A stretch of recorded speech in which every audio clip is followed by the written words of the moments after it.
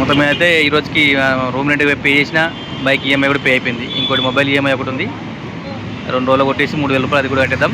ఈ నెల భారం తిరిగినట్టు మనకి. నెక్స్ట్ మంత్ కోసం కష్టపడాలి మళ్ళీ. మొత్తం 12,000 కట్టినాం, ఇదో 3,000 కట్టాలి, 15,000 అన్నట్టు. టైం 5 అవుతుంది, సాయంత్రం మార్చి 7. పొద్దుగల బాగానే వేసిండు, 4 ఆటోలు 620. ఊబరే కొట్టినాం ఒకటి మనం, ఇంకా ఏది ఆన్ చేయలేదు. ఇప్పుడు కూడా ఊబర్ ఆన్ చేద్దాం. సెల్ఫీ అంట, బా సెల్ఫీ కావాలంట కాకి. ఒక్క నిమిషం ఆగురి, బా తీసుకుండు. ఆన్ అయిపోయింది. ఇంకా 7 గంటల సేపు ఉండొచ్చు మనం అని చూపిస్తున్నాడు. అంతసేపు ఉండంలే కానీ thank you. Stay online. Camera బాగాలేదు, 27 ఉంటుంది ఇది అని అంటే మనడు నీ ఫేస్ కనిపిస్తలేదు, నీ ఫేస్ కనిపిస్తుంది అంటాడు. ఇక 100 రూపాయలు అంటే ఎడుకో ఇది మల్కాజ్గిరి. మరి ఇదోటి పోయాను పండి. ఫోటో ఆన్ చేద్దాం అనుకున్నాను, ఫోటో ఆన్ చేసింది సార్. ఇదైతే కొట్టుకుందాం.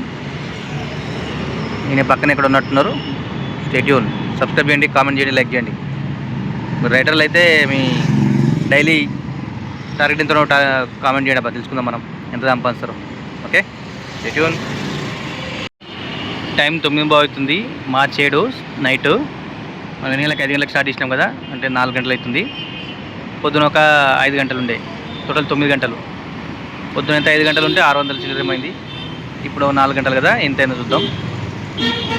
ఇక ఊబర్లు వచ్చి 930. పొద్దున ర్యాపిడో కొట్టలేం కానీ ఇప్పుడు సాయంత్రం కొట్టినాం 197, అంటే 200 అనుకోండి. ఎంతైనట్టు 1130. 1130 అయింది. 1130 పొద్దున 600 అయింది కదా, అంటే ఇప్పుడు 500 అయినట్టు. 4 అవర్స్కి 500, అప్పుడు 5 అవర్స్కి 600, టోటల్ 1100.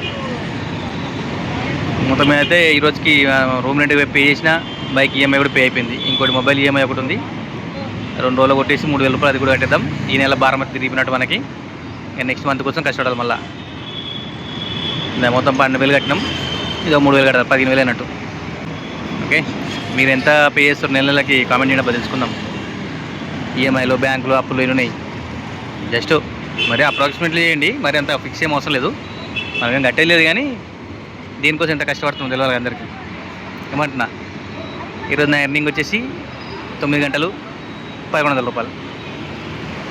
ఇక కొంచెం అటు ఇటు అయింది అనుకోండి, 10 గంటలు అనుకున్నాను, దాన్ని ఉంది కానీ 1100 ఈరోజు అయితే.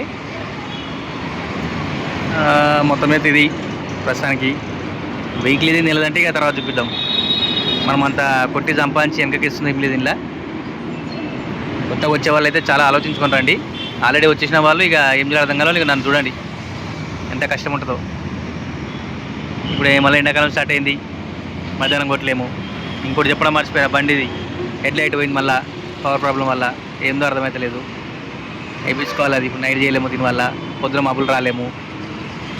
ఎరేటో మొత్తం గల్లకి బిల్లులకు తీసుకొస్తారు కదా, చీకట్లో కనబడే రోడ్లు. గుంతలలో ఎత్తేస్తే మళ్ళీ కస్టమరు మళ్ళీ బండి బాగాలేదని చెప్పి మనం పెడతాడు.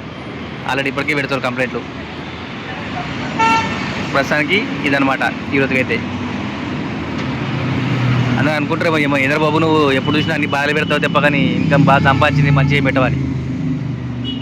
వేరే వాళ్ళు మంచిగా పెడతారు కానీ, అందుకే మనం ఉన్న ఇంట్లోనే లొసుకులన్నీ పెడుతున్నాను నేను. Okay, thank you. Subscribe, comment, like.